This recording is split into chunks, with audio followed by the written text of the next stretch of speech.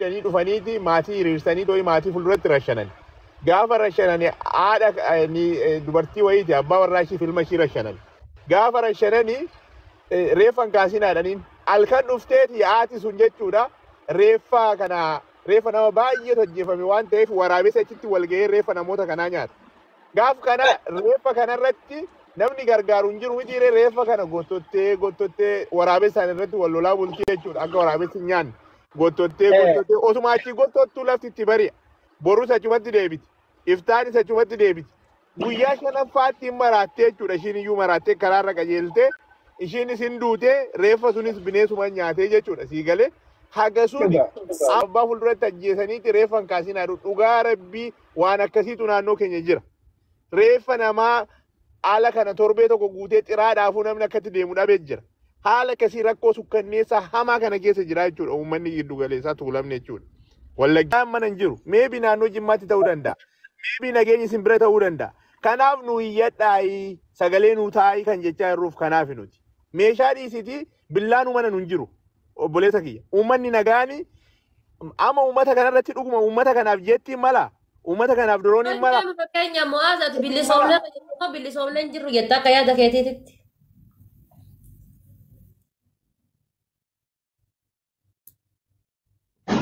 Assalamu alaikum mata jirtu kol fe jalli se ko akati kol fulan me mal bil sawai bil suma wanti si be kanni haywanu fi inni muzi mata da ka tu be kanni Allah billahi amma gara biranu gashitan amma gara ganda biranu maatitti bilbiltanii naannoo keessanitti akka gara jimmaatitti ol sidhaniitiin waraana mootummaa irraa qoodaman. Era arfaate buat kolfan itu. Wallahi kal tinggal di Oromo na barsa kabdi bar. Oromo kuta yani Oromo mantu nu ada barsa kabdi wallahi biye to basan kesatti abarsa kamnu dagatina abarsa kamna bara ambo male me dugara bi nagenin jira wanu fi anu wagga kana be nagenin seenaa eebbisaa addunyaa bara 1996 eebbisaa addunyaa makiina hidhanii lafarra harkisanii jedhan jimmaan keessatti adeemsan asin dura yoo yaadatan taate.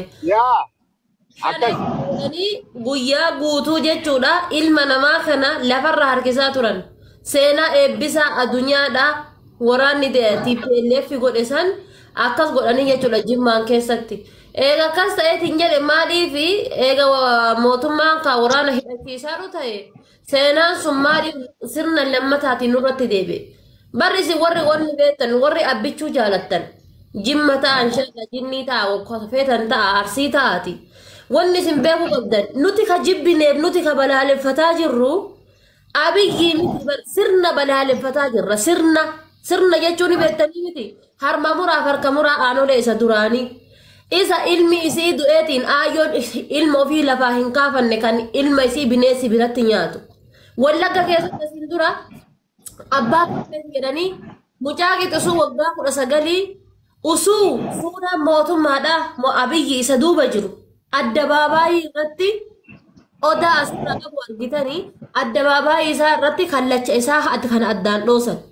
Kallacha isaa addabaabaayii bakka namni miliyoonni meeqa laalutti namni meeqa gadi bahee laalutti jechuudha. Argitaniirtan viidiyoo san. Yaa daa'ima kichuu kutanii bar. Kana viidiyoo qaama saalaa kana laala wallaahi billahi waan nama jibbisiisu. Abashaneedha jedhanii alarraa wannoo keessaa qabanii fidanii mucaa diqqaa surree isaa kana bakka surree isaa kana addaan dhoosanii bakka ziibbii qabattoo kana addaan dhoosanii achi keessa kilaashii dhokaasan. Maali?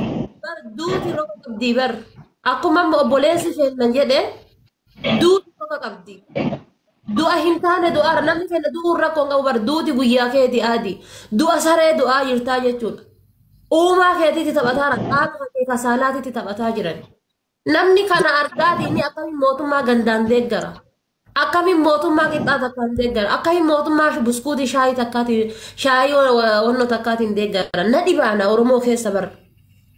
Wallahi nadi ada faadi anan kan nadi bekeesai jimmatti bar jimmumatti abboolii keenya dhiitanii lafa keessa gangashanii jaarolii beeka osoo nafiini akkasitti reebanii rasaasaa fixanii akka waan nagaan jirutti gaafa muwaazaa haasa'u nama ajaa'iba dhugaa rabbii dhugaa dubbachuuf jechuudha. Ani jarumti akkanatti Oromoon daqiiqa na dhaggeeffadhaa waan jiru hin hubanne. Okay. Namni adhumu jedhaan jiru ammas isinii eegalu. Abbichuu jalaa hin bulu dhaggeeffadhu. Abbichuu dhimma irraa hin qabu. An paartii abbichuu keessaa paartii badhaadhinaati ni jaalladhaa paartii badhaadhinaa. Kanaafan siin jedhe malee jibbii yoo jettan mirga guutuu hin qabdu. Si waan barbaadan jaallachuu fedhii qabdu. Paartii badhaadhinaa immoo ni jaalladha. Maaliif jaallatte yoo jettan ni beeka akka itti jaalladhesi waa hin godhes. Kanaafuu jibban barsiifnu maaliif jaalala barsiifne hammannee ofitti qabne wal barsiifna malee wal jibbuun barbaachisu. Gaafisa gaafan.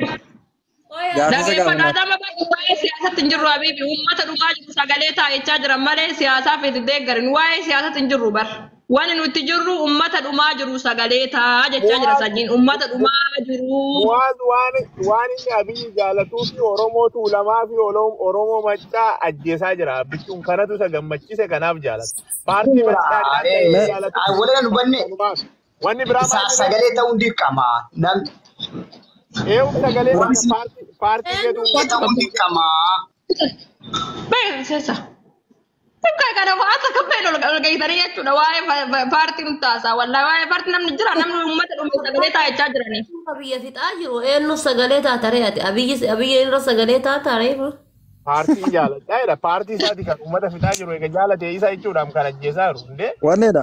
Abiyyi amma waan itti fayyadamne qaba. Uummata Jimmaa dahoo godhatee amma uummata hedduu miidhaa jira maali? Wallahi tokko kana abbichuu jedhu kana dhalatee isaanii tuquban qabu barra abbichuun isaan odeessa. Wallahi dhalatee keessanuu quban qabu. Habiyyi dhalate ma keessanuu jechuun waanuma inni Jimmaa dhalatee waa'ee gandummaa kana leedisa sin keessaa sin dhukkuba malee wallahi wabillahi. Dhalatee keessanuu quban qabuan. Wanni amma suudii keessatti qabamtee hidhamte abbichuu jaaladha guddaa keessaa Jimmaa keessa duuta. Namni tokko wallahi nama aarsa. Du'a irratti namni akkamitti gammada jedhama. Nama waya hidhannoo hawaasaa irratti maaf deebinaan laanne sin amma rakkoon keessan maali? Arafaate jechuun kan waraana dhiisa. Dhaggeeffadhu waa'ee hidhannoo irratti deebisii laadha. Hidhachuun dirqama akka ta'e namuu hin beeka. Hidhachuunis gaariidha.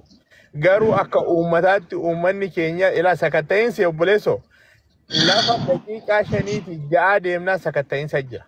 Lafa daqiiqaa 5 fi 6 kun waati faatee biyya galtee agarteetti. Sikko mandoo kaatee Finfinnee gahu iddoo meeqatti sakatta'amte haadha faate?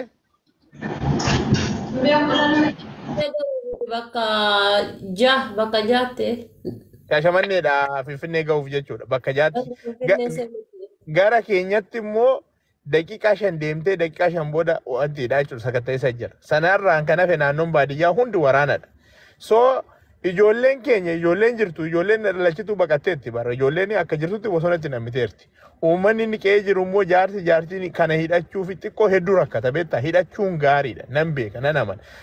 Amma bar lolli nurratti geggeeffamaa jiru mootummaadhaan lolli mootummaan nurratti geggeeffamu immoo hin beektaa makkalaakaadhaan makaanisdiidha meeshaa guguddaadhaan meeshaa kilaashiidhaan waliin madaallee lolamaa jira uummanni jechuudha. Kasidii bukeessa osoo dhuma hidhatee illee jechuudha. Kanaaf hidhachuun akka gaarii ta'e ni amanna namuu hidhatee to'ii du'a islaa duutiin oolu mana soo ta'anii ofirraa loluun gaariidha. Haa ta'u immoo kutaaleen Oromiyaa hundi dammaquu qaba wal dhaga'uu qaba kan jedhu amantaa qaba. Amma rakkoon jiru sanidha namuu wal dhaga'an jiru. Tayyib amma gada amma nu akka wallootti amma kan lolaa jiru jechuun ati amaara qofa jettee amantaa silaa argaa jirta liyyuu wanni poolisii dhumeeru kana waraqaa dhuguma fiidiyoon waliin bahin maleedha. Yaani jechuun nuti silaa kilaashii caccabduu amma xiyyi 30 nyaatu tanaan kan lafarraa lolaa jirru.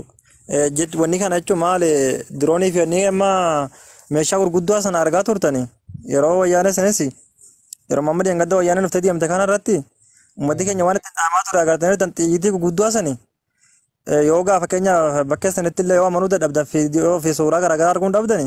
No hin beeyna barquba qabna. Ani kan hin jechaa jiru. Meeshaan akka ilaa fakkeenya amma Amaarri Soomaalee keessaa meeshaa dhattee bitataa jirti dhaggeeffadhaa. Oromiyaa kee dabarte. Garuu isin immoo yaa keela isin wallaahi uummanni Oromiyaa isin biratti kilaashiin takka 30 40 rakkasa. Lammeessaa immoo wanneen eenyu dirdhaan Jibuutii keessa jirti. Meeshaan Yaman irraa siyaa jira akka bishaanii kanatti obboleessoo. Nutuun naannoo xiqqaa san keessa teenyee meeshaa qaalii san bitannee jiraachaa jirra. Yoo dhugaa dubbanne nu kanarra si amma barra nu wajjin teenya bara ijoollee keessan kan amma yeroo nu amma sirraa qawwee bitan nu kana akkam nu jira siti asumatti gama wajjin dalagnu kana waan nu jira siti mu isin ammallee nama jeesuutti amantanii mii nu jiran jechuu laali shoof ummanni qalamiin barate kute isin ammallee nama jeesuu yaaddanii mii nu jiran jechuu laali garummaa nama jeesuu yaanii fedha saadhaa soosii qabanne osoo hin taane yaanii kalas lubbumti teenya tun akkam sa'a malee duute jechuudha. Kanaaf akkasii yoommoo lakki nuyi mootummaan nusa kana godhachuu hin dandeenyu jettan immoo mootummaa sana sujuuda gootanii jirtanii akka dhumamus kan godhame akka uummanni waliin dirmanis kan godhame uummatuma homaa gochuun hin danda'amu kana. Amma haadhi faata yoo ofii shititti guyyuurraa kan ofii waraantu yoo ta'e madaasa fayyuu hin dandeessu jechuu abadan. Maali amma isa kana yaalsee waan dhufe bakka biraa waraanti yoo ta'u waan ta'eef nama ofiif of dhahe immoo namni nama irraa qabuu hin danda'u abadan. Dhugaa jirtu walitti himna. Waan isin hin beeknetu jira waa'ee uummata mancaa fi tuulamaa kana jechuudha. Oromoon kutaa kudha takka waan hin beeknetu jira. Yeroo biyyatti galeessanii dhugaadha jechi kan kee kingi yeroo biyyatti galeessanii mucaa wayitituyyuu cinaan fayyaa cinaan maraatuudhaaf Finfinnee wal agarre bakka warqata sirreessa wayitii wal agarre. Fiizaan isaa Turkii 200 baasee dhayatee Wallaggaadha mucaan 200 baasee dhayatee guyyaa ji'a 3 fiizaa ji'a 3 kadhayamee fi guyyaan 10 qofti irra jira. Airportii seenee deemeetiin laala kasan akkamitti achii bahee dhufuu hanqate laal. Karaan cufaadha, baankiin cufaadha, silkiin hin jiru, wanni tokko hin jiru. Cillimaa kana jechuudha. Eessaan baheetiin eessaan bakka san dhufa.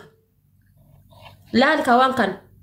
Ka baankiin hin jirre, ka silkiin niitoorkiin hin jirre, kan karaan garana deebi'aniin kun hin jirre. Wallagga ta'uu qofaaf lubbuun kan kee fannifamu eessaan mucaan kun Finfinnee seeneetiin fiizaa dhayamee fi ergamee fi kana fayyadama carraa fiizaa isaaf baay'ee kana fayyadama hin dandeenye jechuudha. Gaafa kaan makaraa meeqa tarteeni fiizaan ji'a 3 irraa dhumachuudhaaf guyyaan 7 kaafee Finfinnee seene. Finfinnee seenee gatii inni Wallagga ta'eef eessa jedhanii gaafatanii Wallagga jennaan eerpoortii keessa deebisan. Uummanni kun bar gadi bahee bishaan lagaa waraabbatee ol deebi'uu hin dandeenye eessaa qawwee bitata. Ani intalli isaanii yookaan ammoo dhalattuu Wallaggaa akka maatii ofiitiif qarshii yoo asii ergite ji'a 3tti ji'a 4 baankii fudhatan. Fudhachuu hin danda'ani yoo baankiidhaan maallaqni ergame 800 ol 200 ol 500 ol fudhachuu hin dandeessu. Isaan qotatan irratti oorruu isaanii irratti rasaa wanti darbaman. Ayya deebisii qaba. Oorruu isaanii irratti dirooniin darbatamaa jira. Bakka mana isaan bulanitti dirooniin darbatamaa jira. Qotatanii galaa hin jirani. Horsiifataa hin jirani. Biyya alaatii qarshiin seenuuf tokko hin jiru. Uummanni kun mee maal ufiitiin bitachuu danda'a waan kana maal ufiitiin hidhachuu danda'a. Ayya yaada bareedaadha. Ani kan inni jechaa jiru garuu uummata Wallaggaa qofaaf hin jenne kutattiin hafte karrayyuu tanoo taate malee xiqqoo takka. Wanni hafe kun guutuu isaa akka bal'inaatti naasaa jira. Kan Wallaggaa amma fakkeenyaaf amma haadha faate amma fakkeenyaaf Kaayiroo kana keessa jirta jechuudha fakkeenyaaf amma Kaayiroo kana keessa jirta balaan tokko sitti bu'e. Yoo meeshaa harkaa qabaadde tokko sitti dirmadhaa miti lubbuun kee baraaruudhaaf jechuudha fakkeenyaaf baan waan hamaa tokko. Yoon immoo harkaa waan qabne suma wajjin hin boohaa jechuudha. Gumaa si baasuu hin danda'u waan ta'eef gaa. Maal jedhee namni qawwee hin qabne akka shamarran tokko ta'e beektaa miti. Bari shamarrin yoo qawwee qabaatte dhiira caalti bar. Amma ani kan hin jechaa jiru ka dabartee jirti. Abboota keessan akaakayyoota keessatti waa'ee qawwee beeka. Seenaan lafa jira kitaaba dubbisa dhaloonni ammaa kun walirratti ilaaluu duun taane waan danda'amaa ta'e tokko yoo godhate dhuguma dubbachuudhaaf ni sodaatamaa kan hin jedhuun qabachuun hin sodaatama. Amma haadha faatee meera ila haadha faatee amma fakkeenyaaf torila haadha faatee dhageeffadhu amma jaarsi si fuudhe kun amma fakkeenyaaf jaarsi tokko si fuudhe ilma sirraa qaba lamas ta'u takkas ta'u amma fakkeenyaaf gamoo bareedaa